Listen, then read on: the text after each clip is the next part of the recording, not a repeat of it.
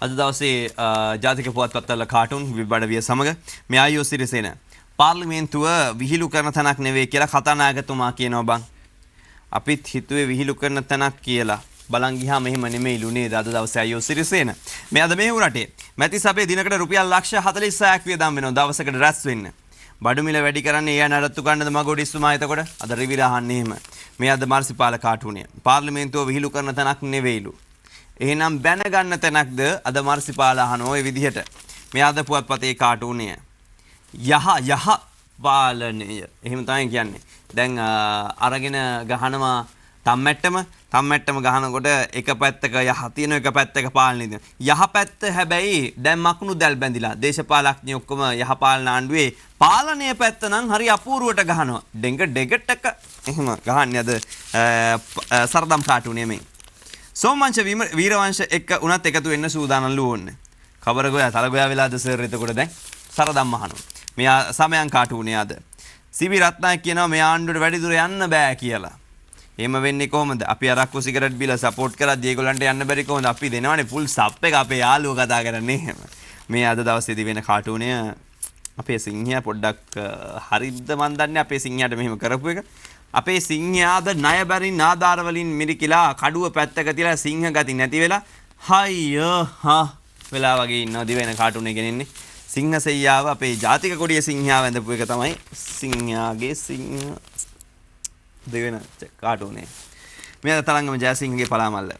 වෛද්‍යවරියා අන්තිම කැමැත්තෙන් විශ්වවිද්‍යාලවල දීපු නිවාස සාප්පු සංකීර්ණයකට බදු දීලාලු ඕන්න. අපිත් අන්තිම කැමැත්තෙන්ම තමයි මේ ආණ්ඩුවට ඡන්දය දුන්නේ. කෝ ඒකටත් මේ ආණ්ඩුව අපේ හතුරන්ට දැන් බදු දීලානේ. හතුරන් වගේ සලකලා බදු දීලානේ කියලා කියන්නේ කාටුනෙන්. මේ එතුම තරන්නේ. මහින්ද යන්න ඕන මේ එස්.බී මහත්මයාගේ කතාව. මෛත්‍රී එන්න ඕන. ඔව් දැන් ඉතින් ගිහිල්ලානේ තියෙන්නේ කොහොමද කියලා මෙතුමා කියනවා. ඉතින් ඔය ඇවිල්ලා නේන්නම් ඉන්නේ. කියලා හරියද? දැන් මහින්ද ගිහිල්ලා දැන් මෛත්‍රීත් ඇවිල්ලා ප්‍රශ්නයක් නැහැනේ. පක්ෂය හදන හැටි මම දන්නවා කියලා එස්.බී මහත්තයා කිව්වම පක්ෂේ කාපු හැටිත් මුළු රටම දන්නවා කියලා කියන්නේ අද ඒ පක්ෂේ මැමතිතුමෙක් වගේ. අද දවසේ ලක්විම කාටුනේ. එකතු වෙලා රටේ ආර්ථිකය හද මුදල් නැමතුමා කියනවා රවි කරුණානායක මහත්තයා. ණය දැන් භාගයක් දින ණය සීමා මිලියන 400කින් ඉහළ යවන තව බරක් ගෙනවිල්ලා දෙනවා. එකතු වෙලා රට හදමුකෝ එහෙනම් කියලා තමයි ලක්විම කියන්නේ. මේ අසං ඉදුණුල්ගේ තිරස්. රවි කියන කඩුව ගෙනත් දීලා තියෙනවා බන්දුලට හිස ගසා ගන්නට. අසංගිදුල්ගේ තිරස් කාටුනේ. ඕගොල්ලෝ හොඳ යාළුවෝ ඔහම හිටියට අනේ මන් දන්නේ මේගොල්ලෝ මෙහෙම රණ්ඩු වෙන්නේ කියලා. මේ අද දවසේ ටොක්ක. රණතුංග මහත්මයා වගේ කෙනෙක් ඉන්නේ. අනේ සීරුවට හිමින් සීරුවේ යහපාලනය කියන පෞල් ගහවවනවා කියලා කියන්නේ වරාය ඇතුළේද මන් දන්නේ. දවසේ ටොක්ක මේ උපුටා ගන්න. දැන් යන්නේ අද 30 හිනා වැස්සට. මගේ බඩ පොඩ්ඩක් අප්සෙට් වගේ බං හිටපු ජනාධිපතිතුමා කියනවා. ඒකටත් මාධ්‍ය නිවේදනයක් නිකුත් කරමුද සර් අද දවසේ 30 හිනා වැස්සකින් අහන්නේ. එහෙමයි. මේ අතර අද දාසගේ කාටුනේ විපක්ෂය කියන ලිඳ තියෙනවා අයියෝ මහා ගල් ගැලවිච්ච කිසිම නෑ බොලොක්කයක් නැති කරුවක් ගහලා ඒකේ බොලොක් කෙල්ලපු හරි ලිඳ හොඳට හදලා නෑ ලිඳ බැඳලා නෑ හැබැයි ඉතින් විපක්ෂ ලිඳෙන් අදන් හොඳට නානවා බන්දුල මහත්තයා මට ඉතින් කොයි ලිඳත් එකයි කියාගෙන නානවා ඒ ලිඳෙන් නානවා නම් ඉතින් ගොඩක් හොඳයි කියලා තමයි කියන්නේ ලංකාදීප කාටුනේ සෝරිස් දාසක් වලාන ඔන්න එස්.බී මහත්මයා කියන්නේ මං උඩුගම් බලා පීනපු මිනිහෙක් ඇඳුන් නැතුව යමුඩෙන් එන ගමන් කියන්නේ අපිට නම් පේන්නේ වෙන විදියකට සර් කියලා සුවාරිස් ඒ වෙලාවේදී කියනවා සර් ගැන කතාව.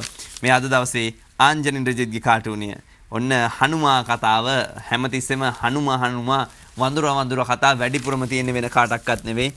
බන්දුල ඇමතිතුමාට තමයි. ඉතින් එතුමම දැන් වෙලා කරලා තියෙන වැඩේ රවි කරුණානායක කියලා බෝඩ් එක උස්සගෙන නැට්ට හපා ගන්නවා මටමයි වෙන්නේ කියලා කියපු ප්‍රකාශය හරදී වගේ කියලා අද කාටුනේ ගෙනවා. එත් එක මහදන මුත්තා කවියෙන් අද වැඩසටහන අවසන් කරමු. වෙලේ සුදා කොටු උනාට කුඩු සෙල්ලම යනවා. කුඩු සෙල්ලමේ නිරත පිරිස් තන කොටු වෙනවා. අයියාගේ තන නංගි අරන් නංගිත් හිර වෙනවා. කරන කලට මිහිරියසේ කළ කම්පල දෙනවා. අද මහදන මුත්තා සමග කෙටි විරාමයකට